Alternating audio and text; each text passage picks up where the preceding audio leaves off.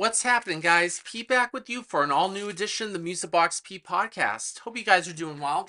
On today's episode, continue our trek down modern rock tracks lane, and on today's episode, we're going to revisit the songs of summers past and check out all the different summers. We'll go back to about 1997 or so and check out the top songs of the summer from each year since up until '09 or '08, I should say, right before the year before the chart changed its name. But there were a lot of songs from my youth. I think pretty much the summertime, I think. I don't know really what it is, just a lot more people are out enjoying the sun, vacation and whatnot. And I think some of the music just that's released during the summer is some of the best, even more so during like the fall, winter, and spring. The summer really brings up the highlights of everybody. So I just think I mean, going back to, when I was 11 or 12 years old, really when the summer came out and all those songs came out on the radio, we would turn the volume up and literally those songs just literally define my childhood. So let's go back in the time warp to 1997, shall we? And probably the first one too. Going back to '97, probably we'll go over like when the summer actually began. So like June 21st. We won't go into like May, but like when summer. The first song we look at is the Mighty Mighty Bosstones. The Impression That I Get. Absolutely incredible song. It's just fitting that we're starting off with the Boston band with Dickie Barr and the boys. Again, I never saw him in concert, but just this song was just all over the place. You couldn't escape from him. It was on Top 40 radio. It was on Kiss 108.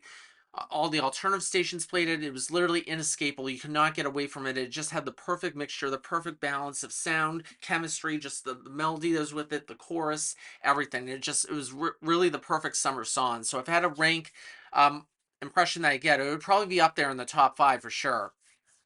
That whole year was stacked with hits too. I remember just absolutely stacked and going down the line.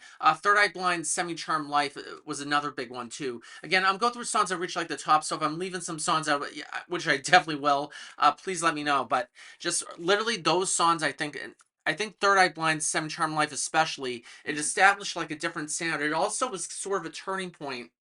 For the chart as well too, because I think that's when everything started to change. It started because there's a lot more crossover going on back then. So if you had song in top 40 radio, it was definitely hit on alternative radio, especially with the rules that were in place at that time, which I talked about. Because if a song wasn't released as a single, it wasn't allowed to chart in the Hot 100, but it performed much better on the Modern Rock Tracks chart, which I could definitely say for like some other songs that I'm going to mention here was definitely the case where I couldn't ignore, especially if you look at the year-end songs, where some of those songs like Natalie Brulia's Torn or Sugar Ray's Fly were not included in the list because they weren't available as single, and they were completely left with the list entirely. I'm like, you can't do that. Just they should have changed rules back then. They changed it. Ultimately, I think it was December of 1998 is when they changed rules when they allowed like non-singles charts to officially chart in the chart. They officially changed their policy because they listened to all the complaining that was going on. And it was rightfully so. I was just like, yeah, they couldn't do that. But anyway, back to Semi Charm Life, just such an incredible like song and completely changed. It really did change the course of the chart for good because a lot more songs were crossing over since then. It was a constant revolving tour of great music out there. Matchbox 20's Push, another great example of that crossover success too, because you have the top 40 thing and the big hit alternative radio. Matchbox 20 only had songs that I linked from their first two albums. After like the first two albums, they didn't chart on the Modern Rock Tracks chart again. It was just from the Yourself or Someone Like You era. And I think a couple from Mad Season as well too. That chart as well before they charted exclusively on Top 40 radio. Sugar Ray's Fly is probably the ultimate one. I mean, and it was sort of the ultimate example of just good old-fashioned summertime fun. And what they were able to do with that was just it was absolutely it was explosive to say the least. It just what they were able to accomplish with that song and everything, just it catapulted their careers to stratospheres never before seen possible. And it's just inescapable summer jam you couldn't get away of. And the music video was pretty good too. Goo Goo Dolls Iris, which we mentioned, but on the 4th of July special that we did a few weeks back. Just an inescapable summer song, and just that was sort of the beginning of the formative years of my summer youth. Just all the great summer songs that were coming out. And then Eve Six's Inside Out, love that song to pieces. My God. And just great because it was also the all the one hit wonders were charting too. And I think '98, I think, had more one hit wonders than ever before. I mean, Fastball, Semisonic, Eve Six. It was absolutely ultimate, and just you can mention a lot of ones. Semisonic, which I may express my disdain for. I'm not going to mention them, so. But Eve Six Inside Out was incredible. Bare Naked Ladies 1 week again was just absolutely brilliant the way it was constructed and all that. and just going on and on down the list. Lit's My Own Worst Enemy, which came in '99, the year after that. That was absolutely incredible, and that was one of the ultimate songs too, and just how many weeks it was able to chart at the top, and just how long it spent around the top 10 as well too. Because My Own Worst Enemy was the number one song of '99 too, which it beat out Red Hot Chili Peppers' Scar Tissue, another terrific song too. And that spent at a time which was the record 16 weeks at number one, which was number one for years. I think it was tied with Steen's It's Been a While and Green Day's Boulevard of Broken Dreams for most weeks spent at the top with 16, which is it's been broken since. So Portugal and Mansfield still, and Blink-182's One More Time hold the record for most weeks spent at number one on the Modern Rock Track chart with 20 weeks each. So it's still tied. So there's not a affirmative thing. It's going to remain tied for some time unless somebody else comes along and breaks the record, because records are made to be broken. But continuing on, there was just it was just one great song after another, especially when the millennium rolled around too. Which technically the millennium didn't begin until 2001, just because there was no year zero. So as we go, like Three Doors Down, Kryptonite, that was another terrific song too, and there's some surefire banners on there for sure. Papa Roach's Last Resort. I used to be super into Papa Roach back in the day, and it just provided so many great times, especially from the Infest album, which is just brilliant to say the least. Red Hot Chili Peppers' Californication. I love the music, the video game aspect for that music video. If you remember it from way back when, just there were characters in the video game traveling through. It was almost sort of like Grand Theft Auto, almost too, just traveling through that. But it was just absolutely incredible, and I just love the hell out of it. But probably I would say 2001. That was probably the highlight of all, like, the summer songs. That's when things really got driven up to 11. Stained, It's Been a While. Again, that tied the record for 16 weeks to number one.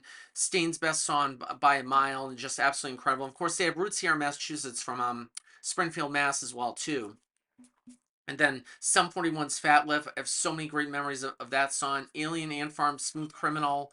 It was just absolutely incredible. And just, there was just so much fun throughout that summer. And again, I talked about it last week, just the whole summer of '01, all the music that came before the 9/11 attacks happened. And just, it was the last carefree, idyllic childhood we had, and the music that we had that was around that time just absolutely, it completely just changed everything, and just it really drove us. We lived in simpler times back then too. So again, we'll talk about more about that in the fall, and just all the changes took back. But the summer of '01 was just absolutely brilliant, one that we'll never get back again. And then the summers after that, after like '02, I think things started. It really started nosediving too. I think a lot of that has to do with the whole new metal scene with Limp Bizkit, all the rap rock that was out at that time, which it was the most loathed period music that I can remember too. Again, I love Limp Bizkit back in the day. I've grown, my tastes have really evolved a lot since then.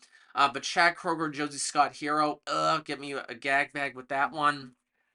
Red Hot Chili Peppers, by the way, it was decent. It wasn't anything like Californication. Just, it was, song just really started to go down. '03 I thought was a nice recovery year. Audio, you had I mean, yeah, White Stripes, Seven Nation Army, which I think started to change everything. You also had Jeans Addiction, just because that was an okay song. I mean, but a lot of their earlier stuff is much better. I remember the Ataris, The Boys of Summer. Can't ignore that one. That was absolutely incredible. So many great songs from that whole summer of '03, first summer before I went away to college. But some of the songs, the quality really started to degrade like greatly since then. If you go back like summer of '04. And some of the songs that came like after that too. I mean, Modest Mouse Float On was probably the only good song out of the summer of '04, and that's a song that really, it catapulted my love for indie music. That's where I really started delving deep into like indie music, like Def Cab for Cutie and all those other bands.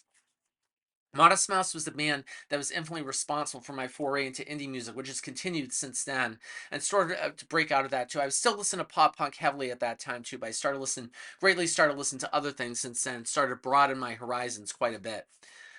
'05, I think probably the only good song out of that summer was Gorillaz' Feel Good Inc. Again, Damon Albarn is an absolute genius to have success with two bands, Blur and Gorillaz. Again, mentioned a few weeks ago how I think Blur is the greatest Britpop band of all time, better than Oasis. That is a hill I will die on, and I will say it till the day I die. I just think Blur's better than Gorillaz, and they were more creative, just the way the melodic structure, and I think they took more creative risks than Oasis. And they just had a fun dancier vibe than Oasis did. Oasis, I think, just felt they played it safe, and I guess you could say Oasis had more iconic songs, but Blur songs just absolutely run the gamut. I will play Blur songs constantly more often than Oasis songs too. If you look at my Apple Music, I probably play Blur more than Oasis. It's just the honest to God truth. And then '06, I think, yeah, just continuing down the run, it really, I mean, AFI's Miss Murder probably was the top song of that summer. Danny California was good, but I think that got kind of overplayed a lot. Raconteur's Steady as She Goes, that was Jack White's side project. I mean, that was okay too, but just like, okay. Summer of '07, I would say the White Stripes' Icky Thump, that was probably the song of the summer. Linkin Park's What I've Done. Just Linkin Park's really gone downhill. I don't even know why Linkin Park are still together, in my opinion, because after Chester Bennington died, there's no sense to continue Linkin Park. I don't know why they're continuing with this Emily Armstrong, this new female singer. No disrespect to her, but I don't think Linkin Park should be allowed to continue after Chester died. It was just there's no sense for them to continue. I think it's just a big old money grab for them that they're continuing to tour. I think it's disrespectful to Chester's legacy that they're continuing to tour. But again, that's just my opinion. But that's all that matters. Just with that, just trying to get the almighty dollar, which I get, but just there's a time when you gotta learn to put it to bed. So just let the music from the past, live on, and just not try to rest on your laurels and just live through yesterday. That's what I say. But I just think with Linkin Park, they don't get the message. And then '08, and then as we look like summer of '08, I think Weezer's Pork and Beans maybe because that spent 11 weeks at the top, but that Weezer cannot be taken seriously as a band. It just you can really see the trend of all the songs that were just sort of dying down after that. There's really a severe lack of a good surefire summer hit, and I just think that's when like radio programmers started to like look in a different direction. Just the rock music just after that, and after they reverted to the alternative songs for on June 20th, 2009, that's where things really started like really nosedive, and I started to pay attention to the chart, less after that too. Just it was not worth it in the long run too. And you look at some of the other charts like mainstream rock airplay, which favors more hard rock and heavy metal, or adult alternative airplay.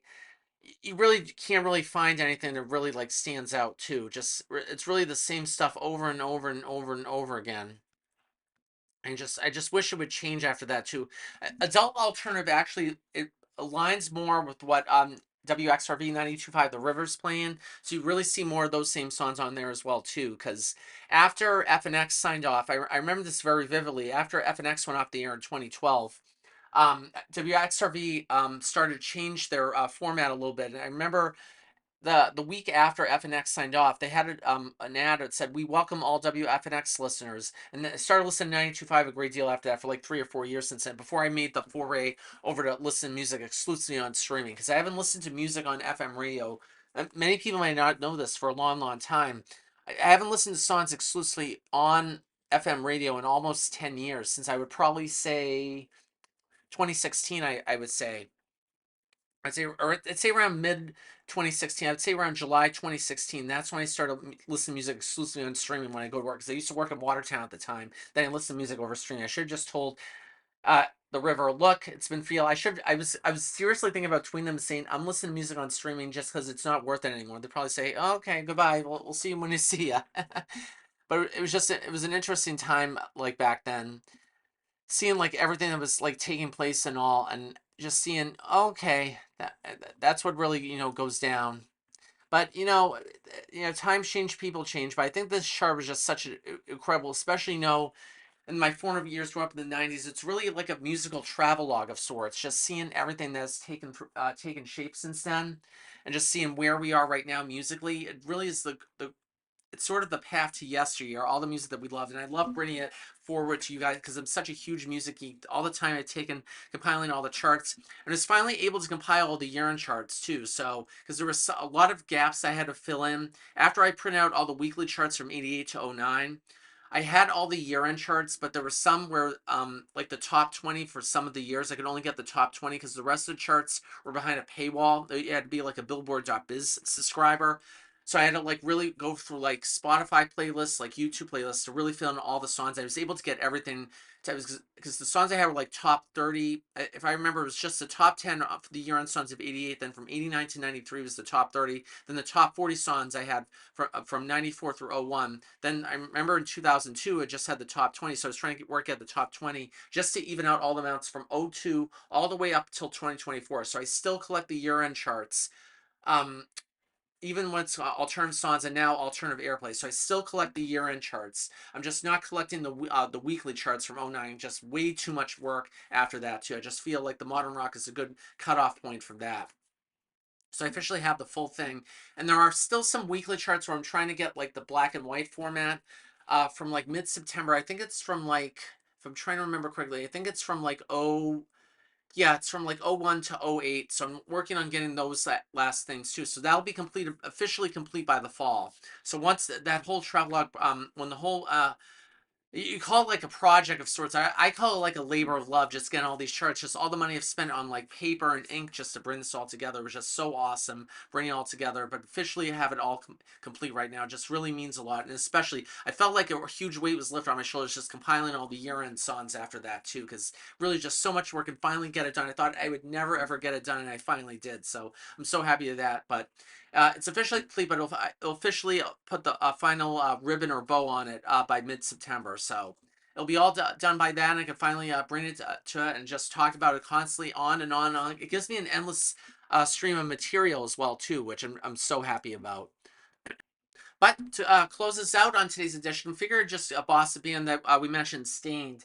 They're a band that they got popular because of Fred Durst and Limp Bizkit, because I think they were like, I believe Stain was like, they were close friends. They toured together, back in like in the late '90s or so. I remember Aaron Lewis and Fred Durst did a song called Outside, which is actually a good song. There was an acoustic version that I think was on like a Family Values tour compilation or something. So it was released on there. Then Stain released a full band version of that song too, which was pretty solid. But this song I play right here was just the encapsulation of the summer of '01, just one of the top hits, probably one of the top 5 songs in the history of the modern rock tracks chart. Just a song that I played endlessly, and it's still a banger and still holds up time after time. So here's Stain with "It's Been a While," closing us out on today's edition of the Music Box P podcast. Thanks for tuning in, guys. Catch you next week.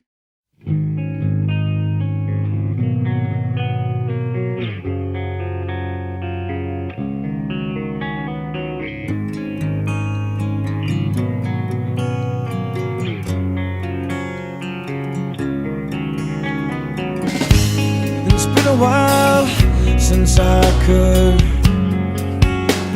hold my head up high, and it's been a while since I first saw you, and it's been a while since I can stand on my own 2 feet again, and it's been a while since I could call you. Everything I can remember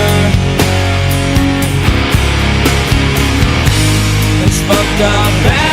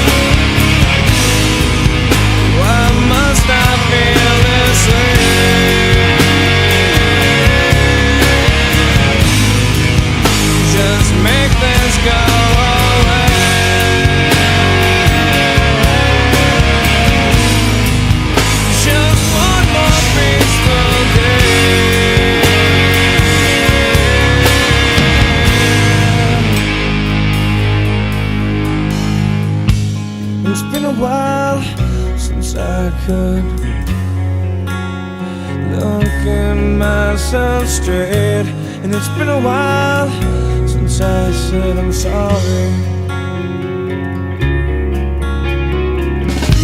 And it's been a while since I've seen the way the candles light your face. And it's been a while, but I can still remember just the way you taste and everything I can't remember.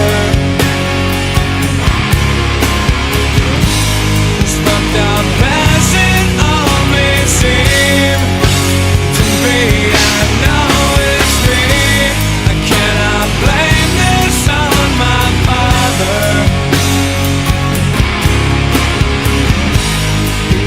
The best he could for me.